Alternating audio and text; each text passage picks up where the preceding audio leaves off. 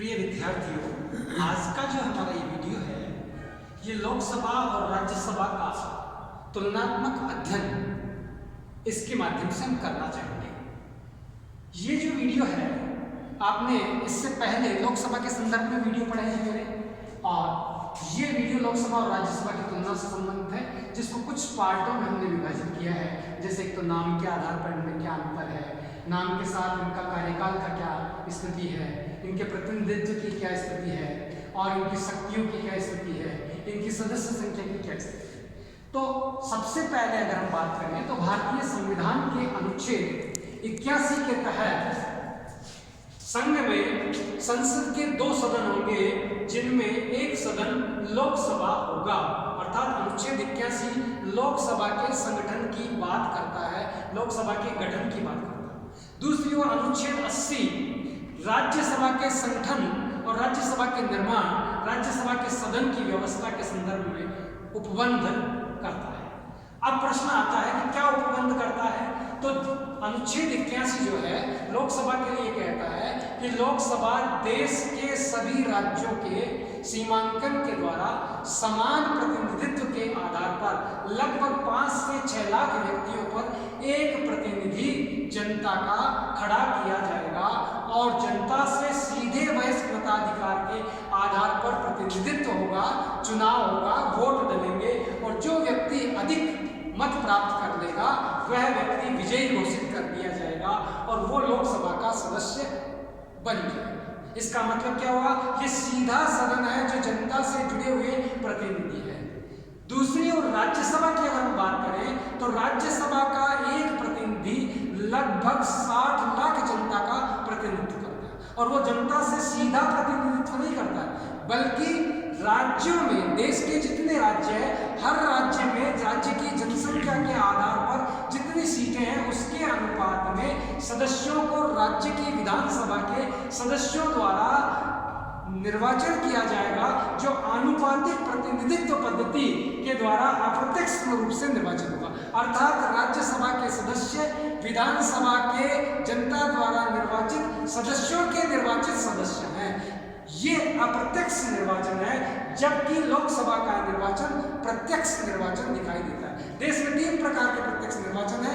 लोकसभा का निर्वाचन प्रत्यक्ष होता है, विधानसभा का निर्वाचन प्रत्यक्ष होता है, पंचायत राज का निर्वाचन प्रत्यक्ष होता है, और अप्रत्यक्ष में राष्ट्रपति, उपराष्ट्रपति और राज्यसभा का अप्रत्यक्ष निर्वाचन होता है। दूसरा, हम नामांकन की दृष्टि से देखें तो भी इनमें विभेद और तुलना करें तो दिखाई देता है। नाम के लिए लोकसभा, नाम है उसका क्या, लोक मीन्स जनता का सदन, जनता की सभा, जिसे निम्न सदन कहा जाता है, जिसे लोक सदन कहा जाता है। इन 3 नामों से इसे पुकारा जाता है। दूसरी ओर उच्च सदन, वरिष्ठ सदन और राज्यसभा, इन 3 नामों से राज्यसभा को पुकारा जाता है। राज्यसभा इसलिए कि राज्यों का प्रतिनिधित्व है, वरिष्ठ सदन इसलिए कि उसमें जो सदस्य हैं उनकी आयु लोकसभा के सदस्यों से अधिक आवश्यक है, न्यूनतम आयु भी उसमें अधिक होगी, तभी वो चुनाव लड़ सकेगा, अन्यथा नहीं लड़ सकेगा।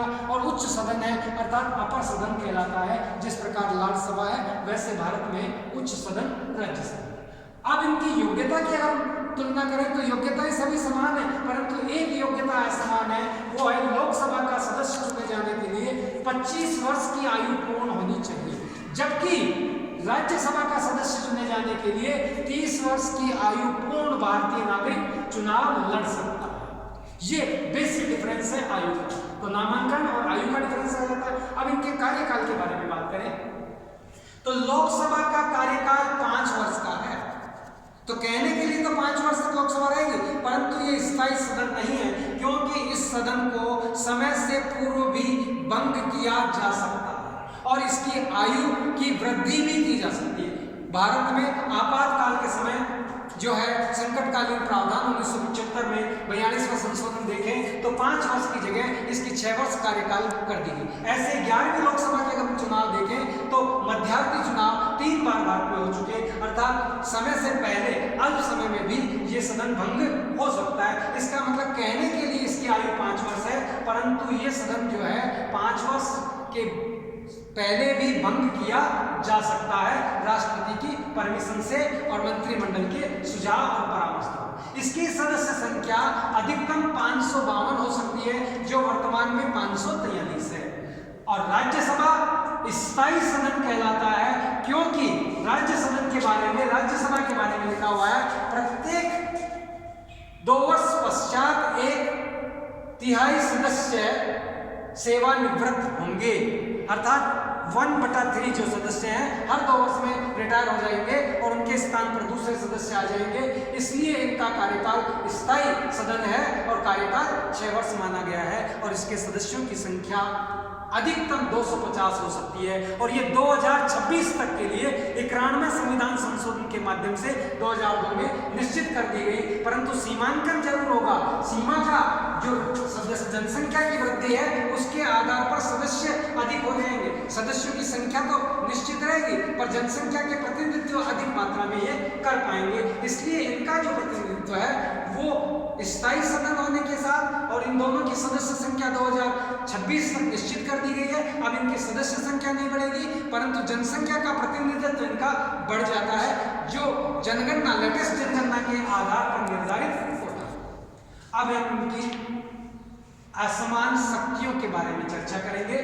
शक्तियों में असमानता, यहां हम अगर देखें तो भारतीय संविधान का अनुच्छेद 110 ये कहता है कि धन विधेयक, जिसे वित्त विधेयक भी कहते हैं, केवल मात्र लोकसभा में ही रखा जा सकता है।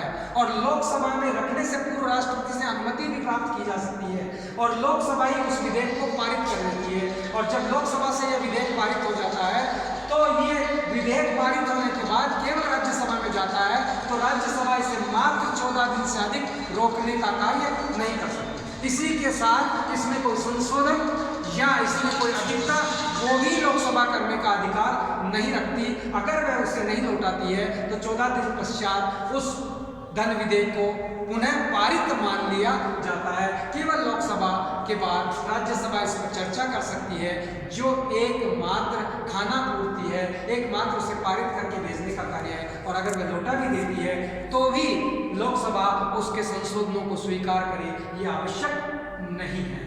दूसरी ओर इसकी अगर हम देखें तो भारतीय संविधान के अनुच्छेद 108 में यह व्यवस्था है कि अगर दोनों सदनों में किसी विधेयक को लेकर विवाद उत्पन्न हो जाता है तो राष्ट्रपति के द्वारा अनुच्छेद 108 के तहत संयुक्त अधिवेशन बुलाया जाएगा और संयुक्त अधिवेशन की अध्यक्षता लोकसभा के अध्यक्ष के माध्यम से होगी। और उस विधेयक का जो निर्णय है बहुमत के 2/3 मेजोरिटी से होगा। और मेजोरिटी की अगर हम बात करें तो आधे से अधिक जनसंख्या का प्रतिनिधित्व, आधे से अधिक प्रतिनिधित्व लोकसभा के पास अधिक है, 543 सदस्य हैं और राज्यसभा के पास 250 सदस्य हैं। तो ये विधेयक स्वयं भी लोकसभा के पक्ष में जाता है और उसी के अनुसार होता है। तो लोकसभा की शक्तियां अधिक दिखाई देती है वित्तीय मामलों में, लोकसभा की शक्तियां अधिक दिखाई देती है धन संबंधी विधेयक में, लोकसभा की शक्तियां अधिक दिखाई देती है संयुक्त बैठक के रूप में, लोकसभा की अधिक शक्तियां दिखाई देती है जो संसद है और संसद में लोकसभा है उसके प्रति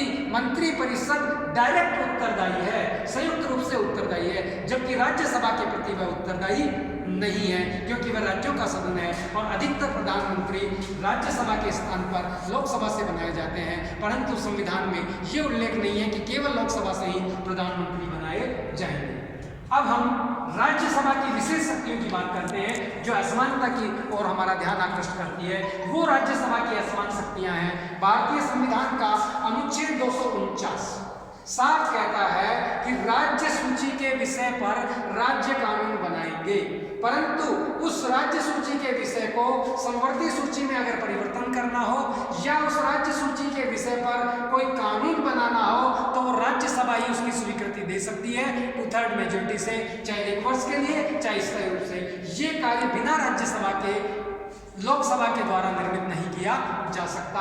यहाँ हमारी राज्यसभा की ये विशेष शक्ति है जो लोकसभा से अधिक कार्य की ओर दिखाई, शक्तियों की ओर, कार्यों की ओर दिखाई देती है। ऐसे अनुच्छेद 312 में प्रावधान है कि जो अखिल भारतीय सेवाएं हैं, जिसे हम IAS कहते हैं, इंडियन एडमिनिस्ट्रेटिव सर्विसेज, उसके नवीन पदों का सृजन अगर करना हो तो राज्यसभा के माध्यम से ही किया जा सकता है। जैसे कृषि के पदों का सृजन है, चिकित्सा पदों का सृजन है, बाल विकास का सृजन है या योजना और प्लानिंग के लिए ऐसे कार्य जो नई प्रशासनिक सेवाएं हैं उनके निर्माण का कार्य राज्यसभा के माध्यम से ही किया जा सकता है।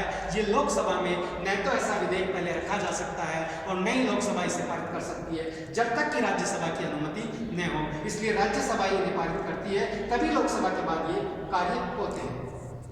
ऐसे उपराष्ट्रपति जो है लोकसभा का सदस्य भी नहीं है, राज्यसभा का सदस्य भी नहीं है, परंतु राज्यसभा के पदेन सभापति होने के नाते राज्यसभा के संपूर्ण कार्य और गतिविधियों का संचालन लोकसभा अध्यक्ष के समान करता है और उसे हटाने का अगर कोई प्रस्ताव लाया जाता है तो राज्यसभा के माध्यम से प्रस्ताव लाया जाएगा और राज्यसभा ही उसे हटा सकती है, परंतु लोकसभा की उसमें सहमति आवश्यक होगी।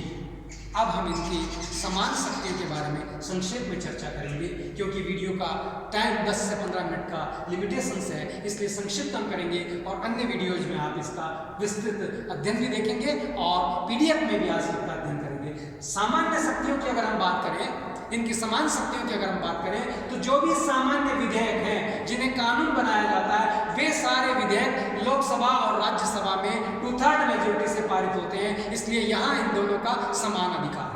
ऐसे संविधान में संशोधन करने का जो क्षेत्र है, संविधान में किसी भी प्रकार का संशोधन है, अगर वह संशोधन किया जाता है तो दोनों सदन 2/3 मेजोरिटी से उसे पारित करेंगे, ये भी समान शक्ति है। और इस क्षेत्र में तो राज्यसभा की भी शक्ति है कि लोकसभा अगर किसी संशोधन को पारित करती है और राज्यसभा उसमें अमेंडमेंट चाहती है तो वह उसे लौटा देगी और लौटाने के बाद लोकसभा को उसमें परिवर्तन करना ही होगा, अर्थात समान शक्तियां दिखाई देती है। ऐसे ही निर्वाचन के बारे में देखें तो राष्ट्रपति का निर्वाचन हो चाहे उपराष्ट्रपति का निर्वाचन हो, इन दोनों के निर्वाचन के अंतर्गत भी लोकसभा और राज्यसभा के सदस्य समान अधिकार और शक्तियां रखते हैं। आपातकाल के संबंध में भी दोनों से प्रस्ताव की पूर्ति आवश्यक है और अगर आपातकाल लग रहा है और लोकसभा भंग की हुई है तो भी राज्यसभा की स्वीकृति आवश्यक है।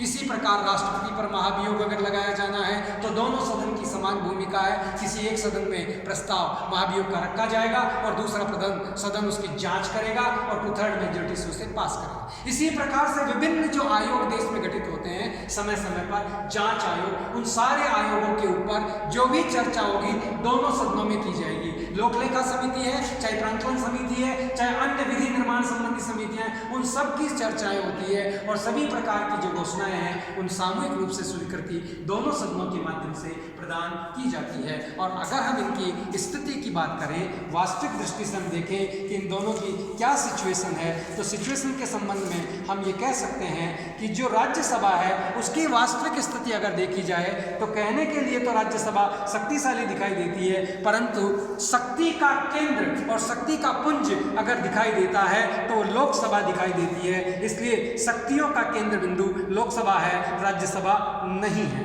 दूसरी ओर देखें तो राज्यसभा वयोवृद्धों का एक सदन है, एक निर्मित सदन जो है उनका है। लोकसभा यंग और राष्ट्र के सीधे नीति निर्धारण का कार्य करता है। और संक्षेप में हम कहें तो राज्यसभा की शक्तियां कम, लोकसभा की शक्तियां अधिक है, परंतु भारत की संसद की शक्तियां ब्रिटिश संसद से कम और अमेरिकी संसद से अधिक है। और उसी प्रकार अगर हम ये कहें कि राज्यसभा की शक्तियां भारतीय राज्यसभा से कम और राज्यसभा की शक्तियां लोकसभा से कुछ अधिक दिखाई देती है, क्योंकि लोकसभा एक ही दृष्टि से कार्य करती है, केवल मात्र न्यायपालिका का कार्य कर सकती है, जबकि भारत की राज्यसभा विभिन्न प्रकार